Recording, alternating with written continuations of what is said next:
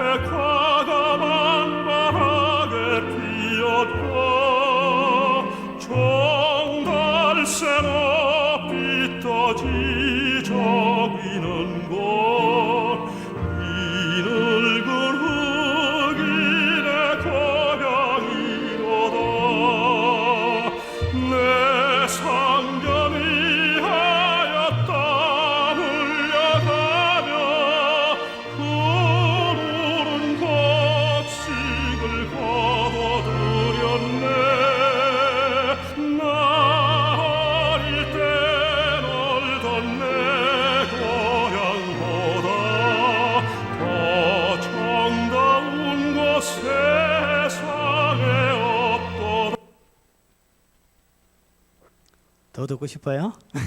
제가 1분만 하고 그냥 끊었습니다. 이 곡은 미국 민요죠. 내 고향으로 날 보내주라고 하는 늙은 흑인이 아프리카에서 노예로 잡혀와 가지고요. 자기 고향으로 돌아가고 싶은 그 심정을 담아서 만든 작사한 것이고, 이걸 미국의 제이 브랜드라는 사람이 곡으로서 만든 겁니다. 아마 가곡을 좋아하는 사람들은 내 고향으로 날 보내주라는 노래를 한 번 정도는 아마 들어보았을 겁니다.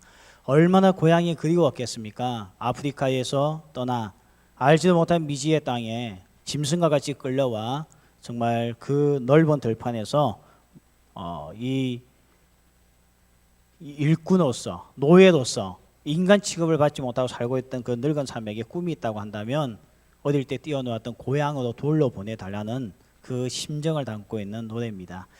얘가 왜 오늘 이런 음악을 들려드리는가 하면요, 오늘 본문 배경하고 똑같거든요. 그래서 제가 이걸 들려드렸습니다.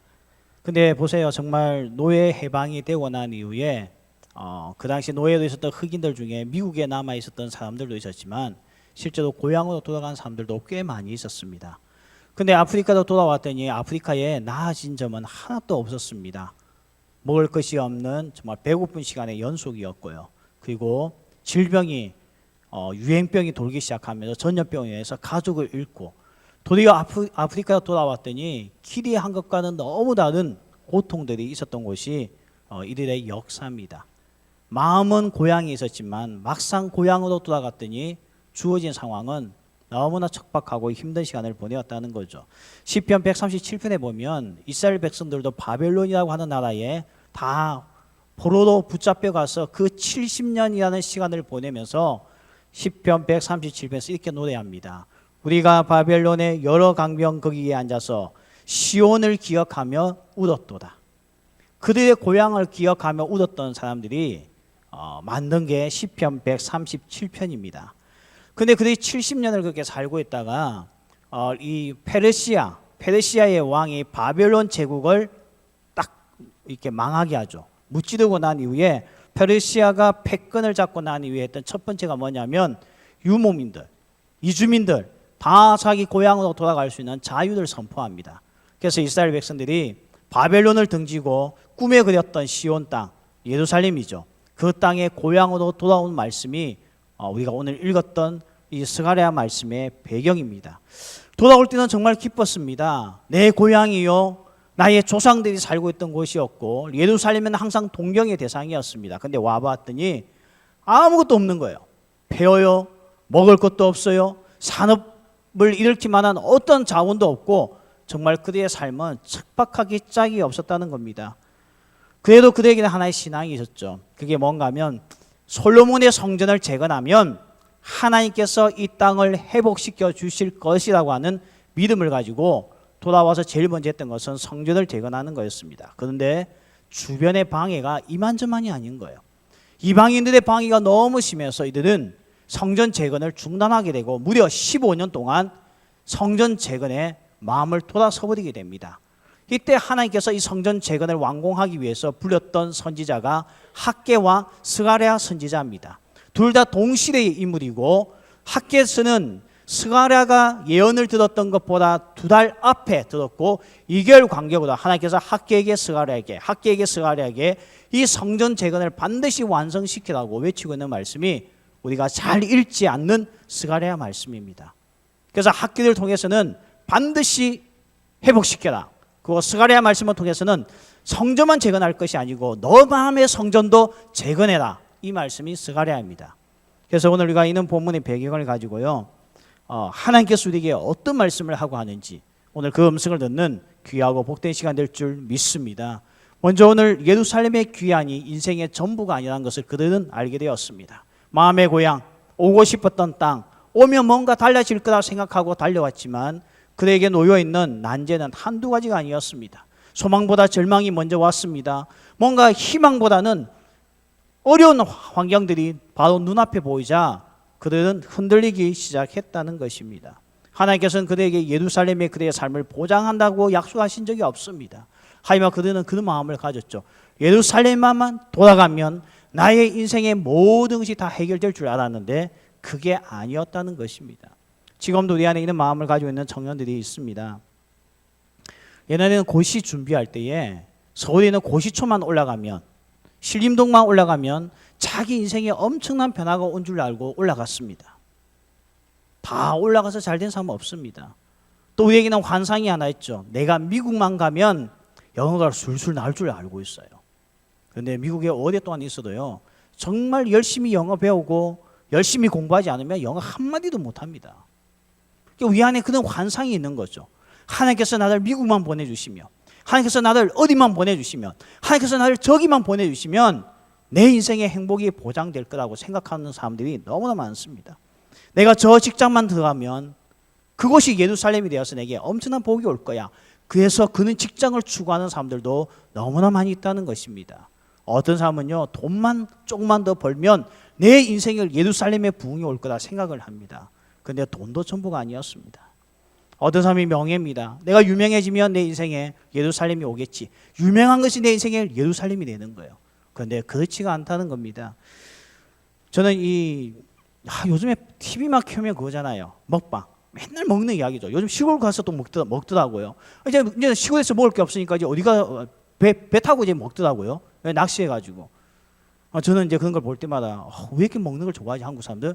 그러면서 저는 이제 보는 게 홈쇼핑이죠. 홈쇼핑 뭐 또 먹고 싶어요, 맞죠? 우리는 자꾸만 이제 먹방에 있다 보니까 요즘 청년들은 제가 알지 못하는 사람들 많이 알아요. 뭐 특히 요리사들 많이 알고 있죠. 가장 유명한 사람 누구예요? 백 누구죠? 예, 그 아저씨가 나 그렇게 인기가 좋은 줄 몰랐어요. 뭐 남포동 가도 그분이 이렇게 나온 이 식당들이 얼마나 많은지 봅니다. 근데 2003년 2월 26일 날 그 당시 세계에서 최고의 요리사로서 인정받고 있던 프랑스 요리사가 있었습니다. 베르나르 르와조라고 하는 이 요리사가 있었습니다. 이분은 미슐랭이라고 하면 우리가 최고 요리사에게 주는 이 등급이지 않습니까? 그 최고의 등급이 별 3개입니다. 이 사람 별 3개를 몇 번 받았냐면 27년 동안 받았습니다. 그러니까 세계에서는 이분 같은 요리사가 없어요. 우리 백 아저씨하고는 비교가 안 돼요. 이 엄청난 분인데 이분이 2003년 2월 달에 자살을 하게 됩니다. 왜 갑자기 세계적인 명성을 가졌던 요리사가 자살했느냐? 그 이유가 어떤 일이 있었냐면 23년 초에 그렇게 별 3개를 받던 그가 별 1개밖에 받지 못했어요. 사실은 27년이면 이분의 나이가 얼마나 되었겠습니까? 그의 미각은 바뀌었습니다. 그의 감각은 젊었을 때와 다를 수밖에 없습니다. 근데 그 용납이 안 되는 거예요. 맨날 별 3개만 받다 별 1개 받으니 그의 명예가 떠나간다 생각하니 이 사람은 견딜 수가 없었습니다. 그래서 그는 아침에 눈을 뜨고 첫 번째 했던 일이 뭔가 하며 엽총으로서 자기 목에 총을 대고 자살했던 사건입니다. 너무나 많은 우리 청년들이요, 인생을 예루살렘만 얻으면 자기에게 모든 것이 다 허용된다고 생각을 하고 있고 행복이 온다고 생각하고 있습니다. 이스라엘 백성들은 이 고향에 대한 꿈을 가지고 돌아왔습니다. 예루살렘만 가면 모든 인생에 해법이 있는 줄 알고 갔습니다. 갔더니 아닙니다. 너무나 삶은 척박했고 심지어 성벽조차 없어서 외적의 침범이 들어오면 막을 방법이 없었고 정말 살 집조차 없어서 그들은 15년 동안 성전을 재건한 것을 중단하고 자기 먹고 사는 일에 농업과 집을 짓는 일에 투자하고 있을 때에 하나님께서 학기를 통해서 정신 차리라고 메시지를 전하고 오늘 스가랴를 통해서 너가 돌아와야 할 것은 너의 몸이 아닌 너의 마음이 하나님께로 돌아와야 된다고 외치고 있는 말씀이 이 말씀입니다. 오늘 우리는 어떻습니까? 내 인생을 예루살렘만 얻으면 너무나 복되고 행복한 인생을 산다고 생각하고 있죠. 나도 미슐랭 별 3개를 달면 최고의 삶을 산다고 생각할 수 있겠죠. 근데 사람은 올라갈 때가 있으면 떨어질 때가 있다는 거 누구나 알고 있지 않습니까? 근데도 우리는 그런 마음을 가지고 있는 거예요. 정말 유학만 가면 자기 인생이 달라지는 줄 알고 맨날 유학 타령만 하는 사람들 있습니다. 내가 유학만 갔다 오면 달라질 거야. 우리 집안이 조금만 더 형편만 좋아지면 내 인생 확 바뀔 거야. 이렇게 생각하는 사람들이 얼마나 많이 있습니까? 예루살렘을 얻는 것이 우리 인생의 목적이 되어서는 안 됩니다. 그래서 오늘 하나님께서 이 스가랴에게 무슨 말씀을 합니까? 3절 보면 여호와께 돌아오라고 말씀하고 있습니다. 이 돌아오라는 말씀이 이상하잖아요. 벌써 돌아왔잖아요. 바벨론에서 예루살렘까지 돌아왔잖아요. 돌아왔는데 왜 또 돌아오라고 말씀하고 있습니까? 그대의 몸은 왔으나 마음이 돌아오지 못했기 때문에 여호와께로 돌아오라고 이야기합니다. 이걸 더 쉽게 이야기한다면 하나님을 좀 진심으로 사랑해달라는 말씀입니다. 몸만 여기 있을 것이 아니고 지금도 이 예배당에 앉아있는 우리의 몸은 여기 있지만 마음은 하나님과 멀어져 있는 사람들이 있을 겁니다. 그런 사람에게 지금 스가랴가 외치는 겁니다. 돌아오라는 겁니다. 너의 마음을 돌아오라는 겁니다. 하나님을 더 사랑해달라고 그렇게 외치고 있다는 것입니다. 여러분, 돌아오라는 의미가 어떤 의미입니까? 돌아오라는 것은 하나님은 떠나신 적이 없다는 뜻입니다. 누가 떠났다는 겁니까? 우리가 떠났다는 거예요. 하나님은 당신의 그 마음속에 날 버린 적이 한 번도 없습니다. 날 잊어버리신 적이 한 번도 없다는 겁니다. 문제는 내가 하나님을 잊어버리고 이 세상을 살다 보니 우리 주님께서 지금 하시는 말씀이 돌아오라는 겁니다. 우리가 돌아가면 어떻게 되겠습니까? 하나님께서 진정한 회복을 주시겠다고 말씀하고 있는 거죠. 전에 한번 다큐멘터리 보니까 이 미아, 실종된 아이 때문에 30년이 넘을 때까지 이사조차 가지 않는 부모님 이야기가 나오더라고요. 왜 이사도 안 가고 집을 리모델링도 하지 않고 그 자리에 있겠습니까? 언젠가는 아이가 돌아왔는데 집이 바뀌어져 있고 부모가 이사가 있으면 못 찾을까 봐 부모가 못 떠나듯이 하나님은 지금까지 우리들을 버린 적이 한 번도 없다는 것입니다. 여러분, 하나님이 아버지가 당자 찾으러 가서 못 찾아낼 것 같습니까? 찾아냅니다. 근데 왜 그 아버지는 당자 찾기 위해서 나가지 않았습니까? 왜 나가지 않았습니까? 아마 아버지가 나가서 당자를 데리고 왔으면 당자는 또 나갔을 겁니다. 강압적으로 데려오면 또 나가요. 가출한 아이들 강압적으로 데려오면 또 나갑니다. 그래서 어떻게 합니까? 스스로 돌아올 때까지 기다리고 있다는 것이죠. 기다림은 사랑의 언어입니다. 하나님께서 나보고 지금 돌아오라고 하는 것은 사랑의 언어입니다. 너 정신 차리고 돌아와. 너 언제까지 마음에서 날 지워버리고 살 거야? 너 언제까지 몸만 교회에 와 있고 마음은 딴 데 가 있을 거니? 어서 돌아와. 이게 주님의 언어라는 겁니다. 우리 같으면 그냥 버리고 싶은 마음도 있겠죠.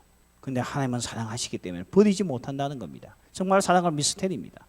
저는 한 번씩 남포동에는 가가지고 이 카페에 이렇게 창가에 앉아 있으면 사람들이 엄청 많이 이렇게 지나다니잖아요.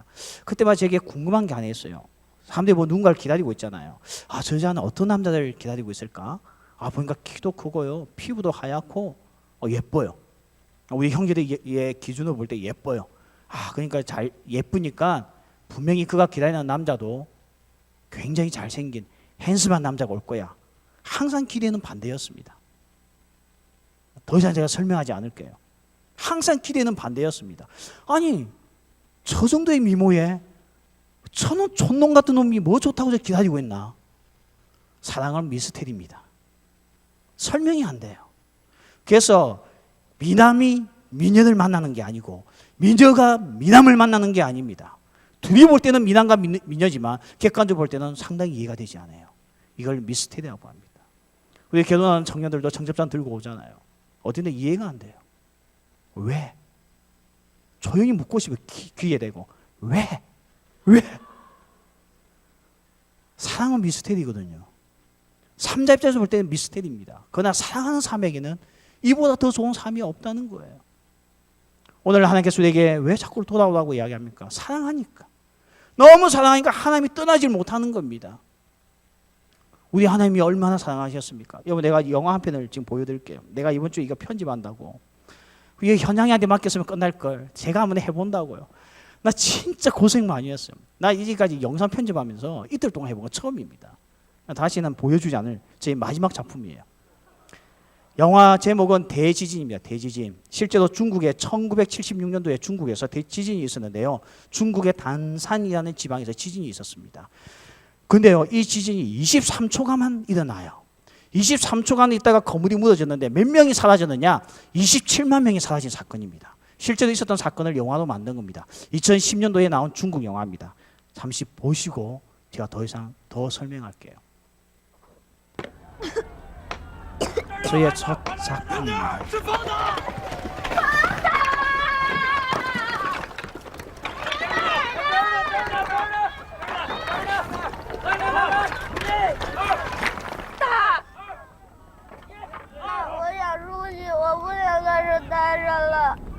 乖，别哭啊，妈在这儿呢，妈这就救你出来啊！我的胳膊疼，疼死了，我想出去。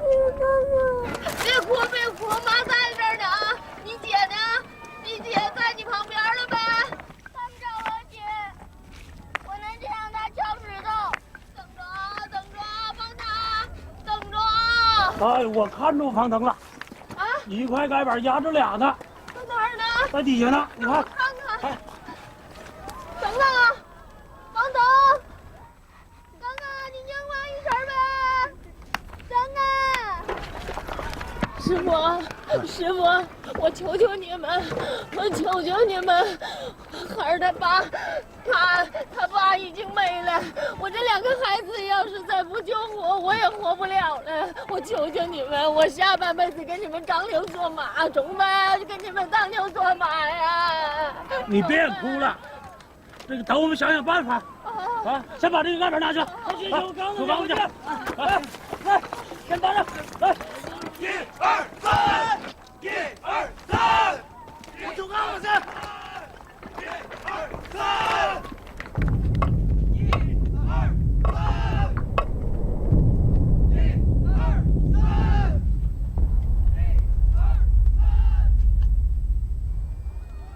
哎呀啦，赶紧的吧，孩子下边没车了，只能救一个，快拿个主意吧。不救，2个都得救啊！咋儿都跟你说不明白呢？一块水泥板压着俩孩子呢，这头是闺女，那头是儿子。敲儿子这边都压着闺女那边，敲闺女那边都压着儿子这边。你快拿个主意吧，只能救一个呀。 2个都得救，2个都得救啊！哎呀，那水泥板上那么老多东西，只能敲一头。我求求你们都救吧！你快拿个主意吧！我求求你们都救吧！都救吧！求求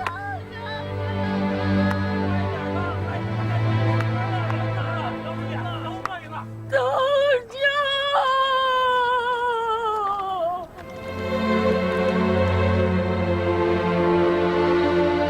想好了没，园丁啊？到底救哪个？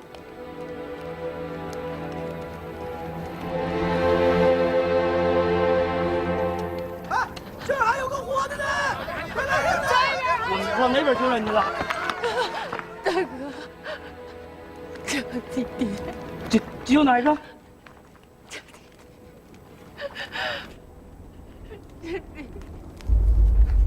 快点快点，救弟弟！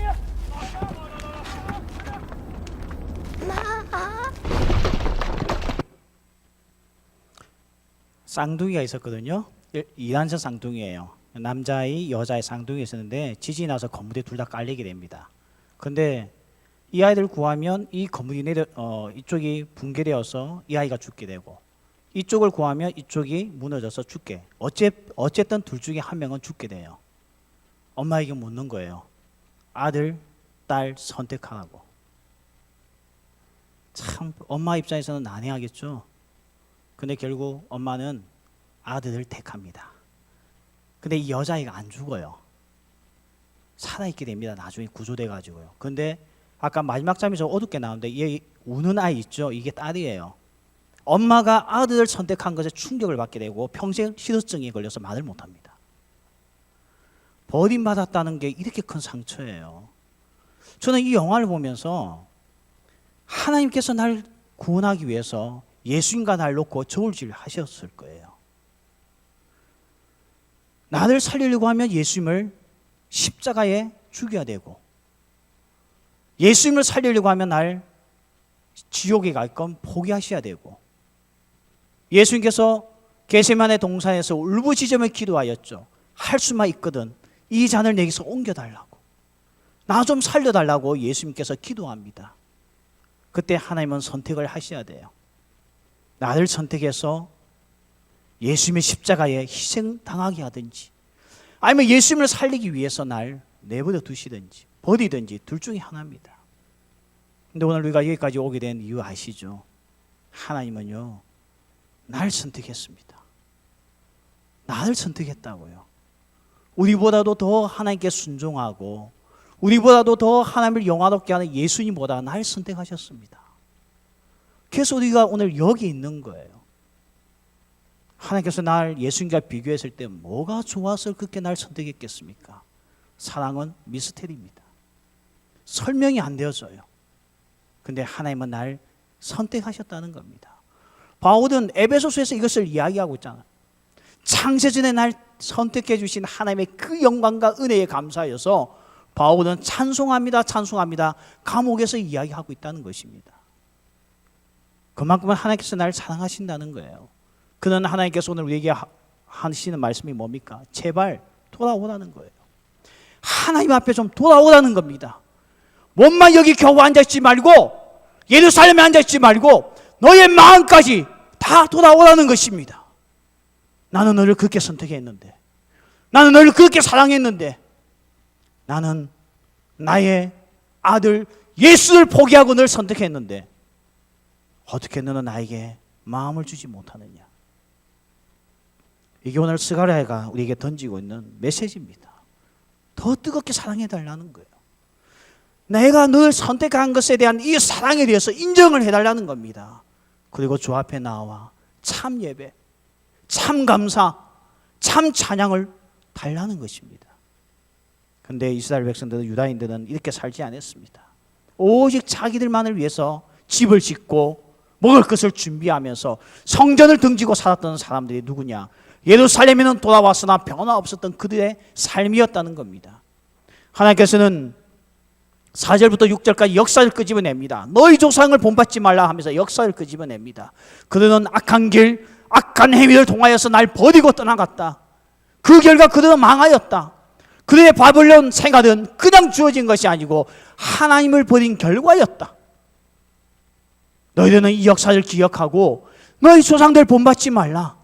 세상으로 나아가는 것은 죽는 것이요, 세상에 나아가는 것은, 하나님을 버리는 것은 너 인생에 얻을 것이 아무것도 없다는 겁니다. 예루살렘을 얻는 것이 목적이 아니에요. 취업을 하는 것이 목적이 아닙니다. 그게 우리 인생의 목표가 아니라는 거예요. 우리가 살기 위해서는 하나님께로 돌아가는 것이 산다는 것을 말씀하고 있습니다. 해밍웨이를 보십시오. 노벨 문학상을 받았던 해밍웨이, 그의 할아버지는 독실한 크리스찬이었고 아버지는 어려 선교사였습니다.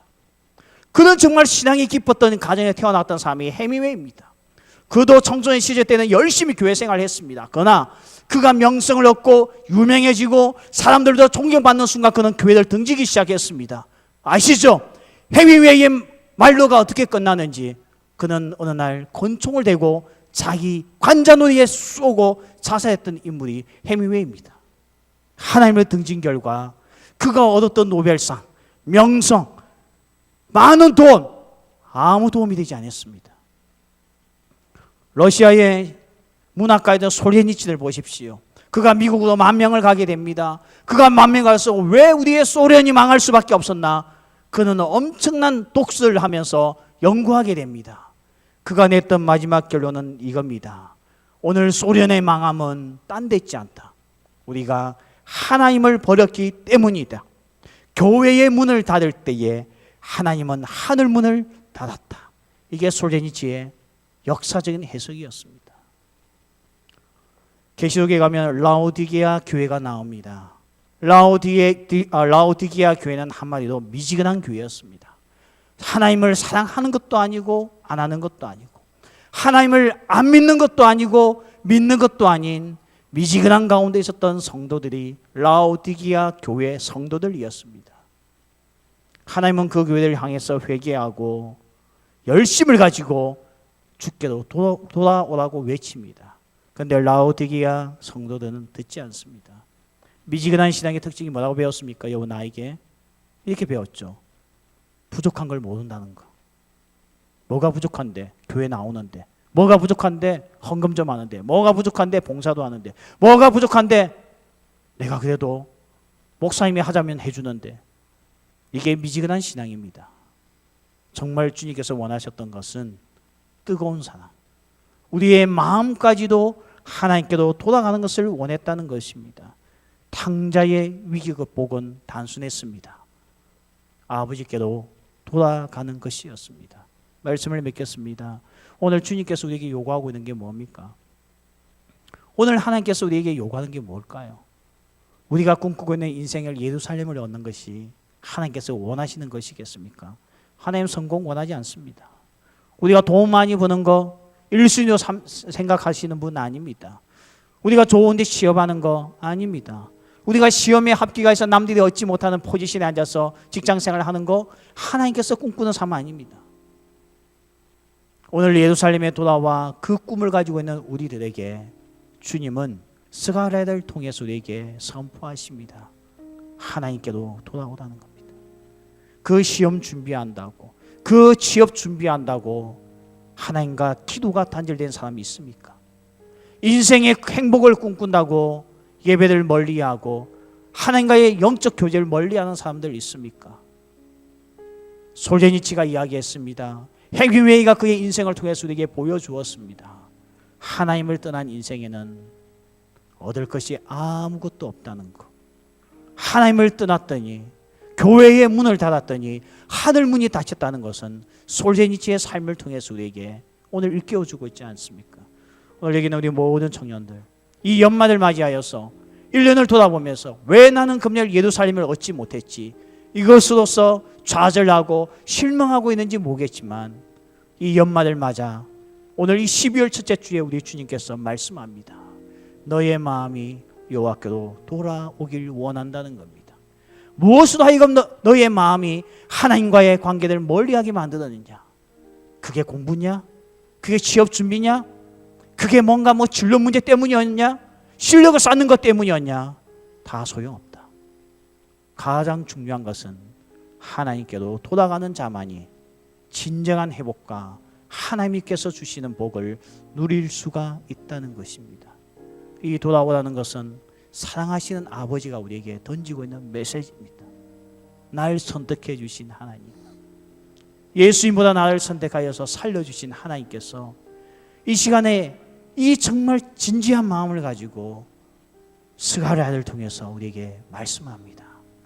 돌아오라는 것입니다. 우리 같이 한번 이 찬양하면서 정말 우리가 주 앞에 우리의 마음을 돌아가는 신앙이 되게 하소서.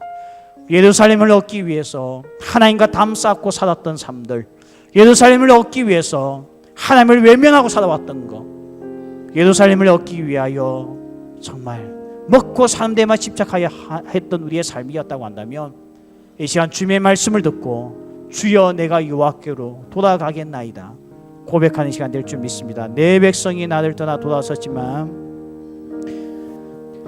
내 백성이 나를 떠나